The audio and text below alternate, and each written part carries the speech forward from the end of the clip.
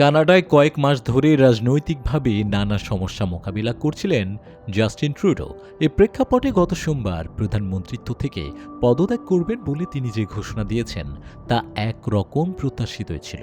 এরপরও ট্রুডোর ওই ঘোষণাকে তার বিস্ময় জাগানো পতন হিসেবে ধরা যায়, কেননা একসময় তিনি এতই জনপ্রিয় ছিলেন যে কোনো কূটনৈতিক বৈঠকেও তার সঙ্গে সেলফি তুলতে লাইন ধরতেন ভক্তরা। প্রায় ২৫ বছর ধরে রাজনীতিতে সক্রিয় থাকা ট্রুডোর উত্থান পতন নিয়ে সংক্ষেপে কিছু তথ্য জানা যাক।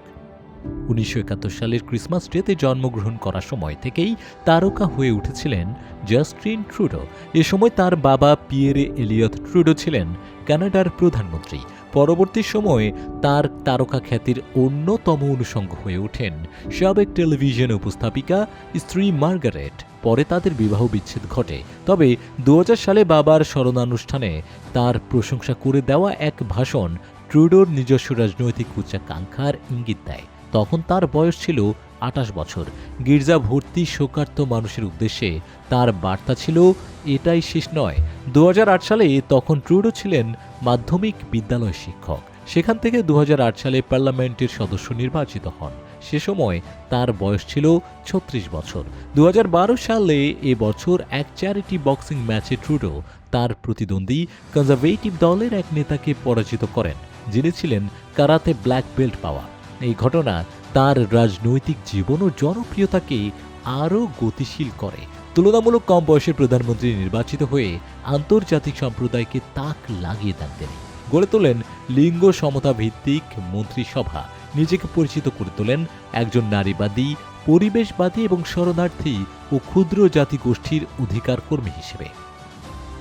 ২০১৬ সালে ট্রুডো জাতীয় কার্বন ট্যাক্স কর্মসূচি ঘোষণা করেন। কর্মসূচিতে কর ছাড় পাওয়া ভোক্তাদেরও অন্তর্ভুক্ত করা হয়। এটি ছিল দেশের অর্থনৈতিক খাতে এক বড় সংস্কারমূলক পদক্ষেপ ও তার অন্যতম লক্ষ্য পূরণের ঘটনা। তবে রাজনৈতিক বিরোধীরা এই ব্যবস্থার বিরোধিতা করে বলেন, এটি প্রত্যেক কানাডীয়র উপর বোঝা চাপাবে। ২০১৭ সালের দিকে ঘটে যাওয়া কিছু কেলেঙ্কারি ট্রুডোর ভাবমূর্তিকে ধীরে ধীরে ক্ষুণ্ণ করতে শুরু করে। এবছর নৈতিকতা বিষয়ক একটি কমিশন জানায়, বিনামূল্যে জাঁকজমকপূর্ণ এক ছুটি কাটিয়ে ও বিষয়টি প্রকাশ না করে ২০১৬ সালে স্বার্থ সংঘাত সংশ্লিষ্ট নিয়ম ভেঙেছেন তিনি। ২০১৯ সালে নৈতিকতা বিষয়ক একজন ফেডারেল কমিশনার এক আদেশে বলেন যে ট্রুডো মন্ট্রিয়লস ভিত্তিক বহুজাতিক প্রকৌশল ও নির্মাণ প্রতিষ্ঠান SNC লাভালোনির বিরুদ্ধে করা এক মামলায় তার সাবেক বিচারমন্ত্রী ও অ্যাটর্নি জেনারেলকে প্রতারিত, অবজ্ঞা ও সম্মানহানি করার চেষ্টা করেন। এটি তার ভাবমূর্তিকে কলঙ্ক লেপন করে। সেটাতে এবছর তিনি পুনর্নির্বাচিত হন, তবে তার দল লিবারেল পার্টি সংখ্যাগরিষ্ঠতা হারায়। ২০২০ সালে বিশ্বব্যাপী করোনা ভাইরাসের প্রাদুর্ভাব চলাকালে স্ত্রী সোফি গ্রেগরি ট্রুডো এই ভাইরাসে আক্রান্ত হলে জাস্টিন ট্রুডো নিজেই আইসোলেশনে যান। এখন তারা বিচ্ছিন্ন। করোনাকালে এই মহামারী ছড়িয়ে পড়া ঠেকাতে নানা রকম কড়াকড়ি আরোপ করেন তিনি। ২০২১ সালে এবছর জনসমর্থন তুলনামূলক ভালো থাকলেও ট্রুডো আগাম নির্বাচনের ঘোষণা দেন। বলেন, করোনাকালীন অর্থনৈতিক সংকট কাটিয়ে কানাডাকে নেতৃত্ব দেওয়ার লক্ষ্যে দলের পক্ষে জোরালো সমর্থন আদায় করতে চান তিনি। পরে নির্বাচনের অল্প ভোটের ব্যবধানে জয়ী হন, কিন্তু এবারও তার দল সংখ্যাগরিষ্ঠতা আদায়ে ব্যর্থ হয়। ২০২২ সালের মাঝামাঝি সময়ে করোনার টিকা নিয়ে বিক্ষোভে অচল হয়ে পড়ে রাজধানী অটোয়া ও কয়েকটি সীমান্ত ক্রসিং। জনশৃঙ্খলা রক্ষায় ট্রুডো জরুরি অবস্থা জারি করেন। শৃঙ্খলা প্রতিষ্ঠায় কঠোর ব্যবস্থা নেওয়ার অনুমতি দেন কর্তৃপক্ষকে। নিষিদ্ধ করা হয় সমাবেশ, ভ্রমণের উপর আরোপ করা হয় বিধিনিষেধ। এই পদক্ষেপ রক্ষণশীলদের মধ্যে তার ব্যাপারে ক্ষোভের সঞ্চার করে। এরই মধ্যে বাড়ি ভাড়া বেড়ে যাওয়া ও মূল্যস্ফীতির চাপ সব রাজনৈতিক ঘরানার মানুষের মধ্যে জন্ম দেয় হতাশার। ২০২৩ সালের দিকে দ্য নিউ ইয়র্ক টাইমসের সঙ্গে এবছর এক আলাপচারিতায় ট্রুডো বলেন, তার জনগণ খেপেছেন। এ ক্ষোভ সবকিছু এলোমেলো করে দিচ্ছে। আমাদের নম্র ভদ্র হওয়া দরকার, কিন্তু মানুষ পাগল হয়ে গেছে।